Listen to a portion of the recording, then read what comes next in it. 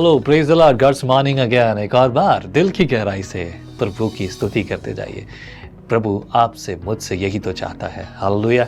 शुरुआत करेंगे आज एक और बार। ये है सेकंड क्रॉनिकल्स यानी कि दूसरा इतिहास, और उसमें 16 अध्याय के पहले वचन में देखते हैं इज़राइल के कारण संकट आना। इज़राइल के कारण संकट आना। यस, आज आप भले ही इज़राइल के कारण संकट में नहीं हो, पर आज के इज़राइल आप हैं, मैं हूँ, यानी कि आप और मैं।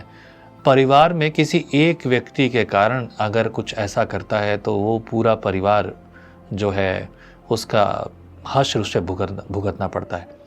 इस पर ध्यान दीजिएगा, याद रखिएगा इन बातों को। चलिए आगे बढ़ते हैं। Verse 1 chapter 16। आसा के राज्य के 36वें वर्ष में इज़राइल के राजा बाशा ने यहूदा पर चढ़ाई की और रामा को इसलिए दृढ़ किया कि यहूदा के राजा आसा के पास कोई आने जाने ना पाए। इज़राइल के राजा बाशा ने यहूदा पर, मतलब आपस में ही जो है हो रहा है युद्ध। क्यों हुआ है? क्योंकि उसे कोई भी चाहता नहीं कि कोई उसके पास आए जाए, मुझे मेरा पूरा अधिकार चाहिए। राजाओं के टाइम पे ये सब बातें चलती थी। आज भी एक देश दूसरे देश को अलग अलग रीति से ये कहता है, पड़ोसी अपने ऊपर एक दूसरे के ऊपर हावी होना चाहता है। अगर बाइबल की बात सुनते तो सब लोग की बात और दुनिया अलग होती। वर्स 2 में लिखा है, तब आसा ने यहोवा के भवन और राजभवन के भंडारों में से चांदी सोना निकाल दमिश्कवासी आराम के राजा बेहदद के पास दूत भेजकर यह कहा, जैसे मेरे तेरे पिता के बीच वैसे ही तेरे मेरे बीच भी वाचा बंधे।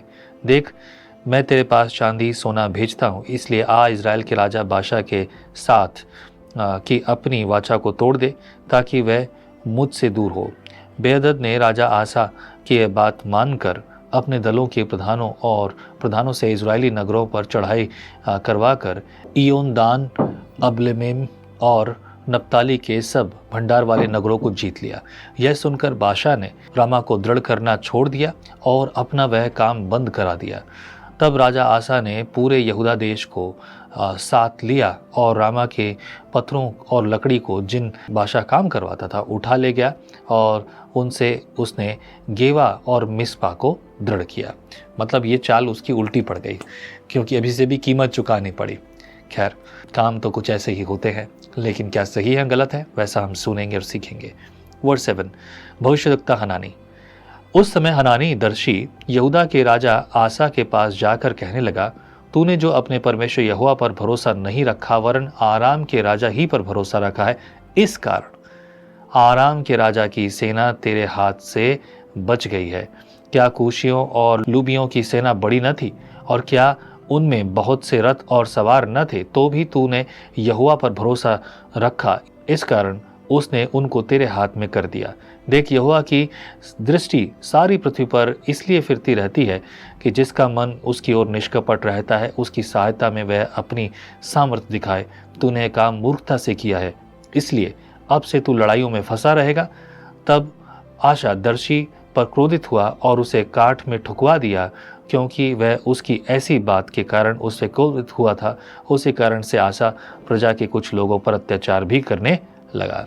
अभी कहते ना, खिसियानी बिल्ली खंबा नोचे। हाँ, लेकिन यहोवा के दर्शी यानी कि दर्शन देखने वाले, और उसको जो है बड़ा खेदित हुआ, उसे लिए दुख हुआ, उसे काट में ठुकवा दिया और उसके साथ जो हुआ बहुत बुरा हुआ, यहाँ तक कि प्रजा को भी दुख उठाना पड़ा।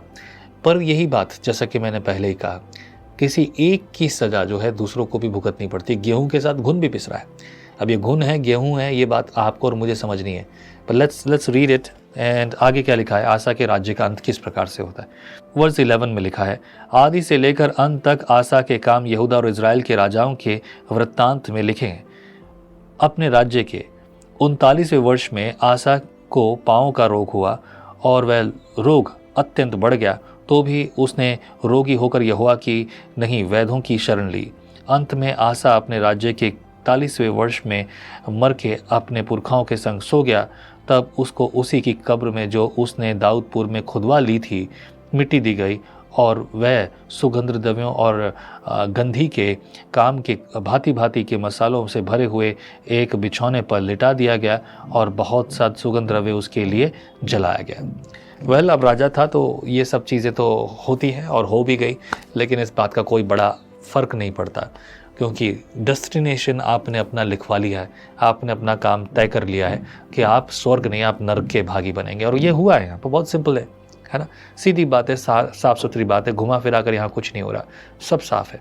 इसी तरीके से हमने यहाँ देख लिया, आसा ने जो काम किया उसको परिणाम मिला, क्योंकि उसने यहोवा पे भरोसा नहीं रखा।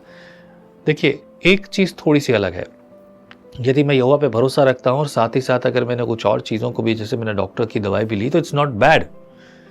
बट अगर मेरा पूरा भरोसा उसी पर है, then it is something else. कुछ लोग यही सोचते हैं। धन दौलत के मामले में भी जो लोग की ये विचारधारा है, जो कि कदापि उचित नहीं है। यहाँ पर इस भाग में, खासतौर से इस चैप्टर में, ये दोनों ही बातें, जिन्होंने धन दौलत और ताकत पे भरोसा रखा, जिन्होंने डॉक्टरों पे भरोसा रखा, ताकत पे भरोसा रखा, उनके लिए यहोवा की ओर से आशीष नहीं है। चिन्ह चमत्कार विश्वासियों के जीवन में होते, चेलों के जीवन में होते। प्रभु आपके जीवन में चिन्ह चमत्कार करे। प्रभु यहोवा, मैं मांगता हूँ आपसे, प्रभु अपने हाथ को बढ़ाकर तेरे लोगों के लिए चिन्ह चमत्कार कर, आशीष कर, फलवंत और बलवंत कर, इनकी आवश्यकताओं को पूरा कर। तेरी मर्जी जैसी है प्रभु, इनके लिए पूरी कर। प्रभु इनकी आवश्यकताएं तो पूरी कर। तूने हमेशा प्रार्थना सुनी और आज भी प्रभु उत्तर दे प्रार्थना का। यीशु मसीह नासरी के नाम से दुआ में मांगता हूँ मैं, आमीन। प्रभु आपको बल दे, आपको इस्तेमाल करे, आपके जीवन में परमेश्वर की मर्जी बहुत आयत से पूरी हो। आमीन। जय मसीह की। परमेश्वर का वचन जीवन देने वाली रोटी है। आओ हम इस जीवन देने वाली रोटी का और मजा लें विजनरी टीवी पर। हर दिन हम आपके लिए कुछ नया लेकर आएंगे। आइए हमारे साथ विजनरी रेडियो और टीवी पर।